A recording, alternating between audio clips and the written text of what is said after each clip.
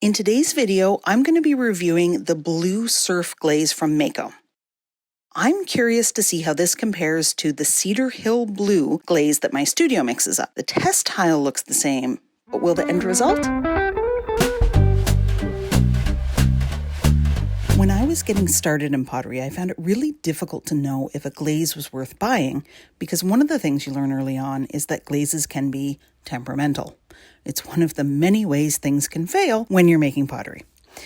Some glazes say they should be fired to cone 5, some get awful pinholes on red or speckled clays, some of them are just kind of boring. I'm here to help. I'll be testing Blue Surf on 3 different clay bodies and firing all of them to a cone 6. The first is on a bowl made from reclaimed clay, which would be a mixture of porcelain, white stoneware, buff speckle, and some dark granite that I bought last summer. The little black specks from that have been showing up ever since. All my clays are from Pottery Supply House for the very simple reason that this is what my local studio sells. They're good clays and PSH is in Ontario, so if you're Canadian, it's a tariff-free choice. This bowl will be an interesting test because I've used this glaze before on reclaim and had some terrible results.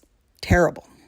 You can see the pinholes and how it's really streaky on the inside. Ignore the outside. I added green tea to that. This bowl had only 1 or 2 coats on the inside because it's a plant pot and it's just for me, so who cares? I'm thinking, based on this, that Blue Surf needs a thicker application, and that's what I'm going to do on the tests you're going to see today. This test tile is made from Pottery Supply House's red clay.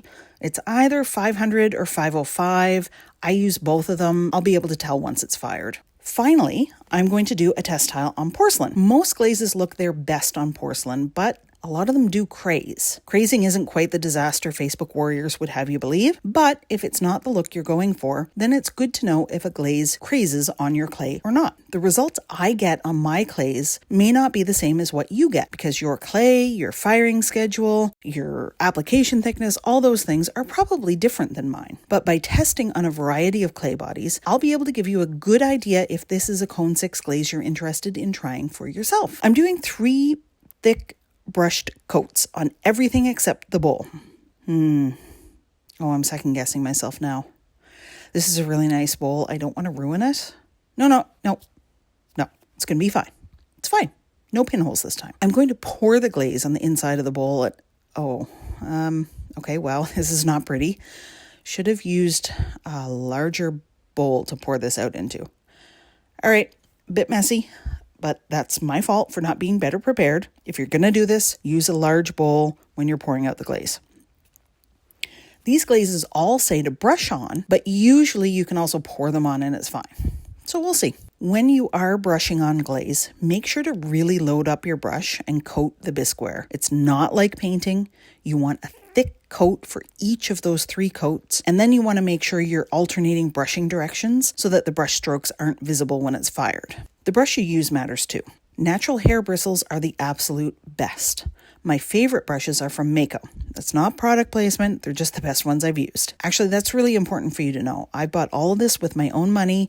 There's no product placement, no sponsorships. I have nobody to answer to, so this is just my own honest opinion. Mayco says this glaze is dinnerware safe, which means that it should stand up to cutlery scraping on it and usual tableware use. Most glazes are food safe, not all of them, so double check. But I do like that Mayco tells me right on the bottle if it's recommended for dishes or not.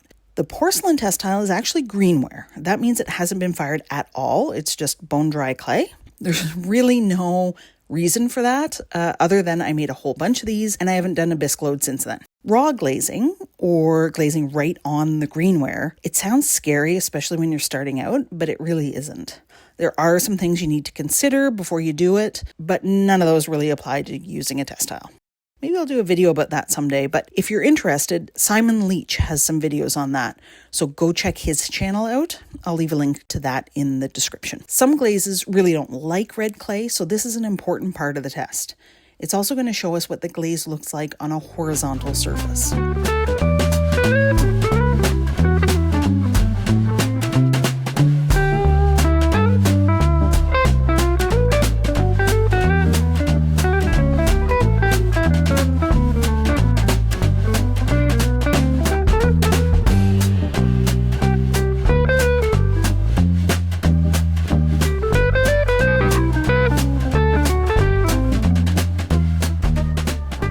Okay, here are our finished test tiles. As a reminder, we have reclaim, red clay, and porcelain, all brushed 3 times except for the bowl, which was poured on the inside. While these are being fired, enjoy a video of my cat inspecting my work. Hard to tell if she's impressed or not. She definitely likes them better if there are cat treats inside. Okay, our test tiles are fired and some interesting results. First off, the bowl. The poured inside of this bowl worked beautifully. The brushed outside has more variation, which I actually prefer. I really like this glaze when the thickness of the application isn't exactly even, because it does have that nice variation. But I will say that I should have done a sharper edge on this. It looks a little bit messy. And actually, I could have gone right down to the bottom. This glaze did not budge at all. Is a very stable glaze. The porcelain test tile looks exactly like the front of the bottle, which is what I would expect. So you've got those beautiful floating blues and then the green where it's a little thinner.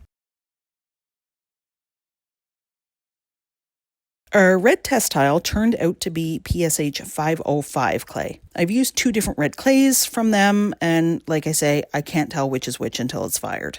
One is darker than the other. Really the only difference between the 2 of them. Where the glaze is thicker, again, it looks like the bottle. But because our clay is dark, we've lost that greenish color where the glaze is thinner. It's probably still green, it's just that you can't see it because of the dark clay underneath. It's also a nice look on this clay. I like this. It's just a bit different. And you can see the difference when you compare it to the porcelain test tile. You can really see the difference that the clay makes. So here's what I didn't expect. I wanted to see if this glaze came close to that glaze that my studio makes, the Cedar Hill Blue. It doesn't come close. It's exactly the same. Check out this plate, which was glazed with Cedar Hill Blue. It's the same, right? This is the same glaze. What that means is that if you're inclined to mix your own glazes, go to Glaze, check out Cedar Hill Blue. I'll even leave the link for that down in my comments too. And off you go. You can probably make this glaze for significantly cheaper. If you're not interested in or you're not able to mix your own glazes, then this Blue Surf from Mayco is a solid choice.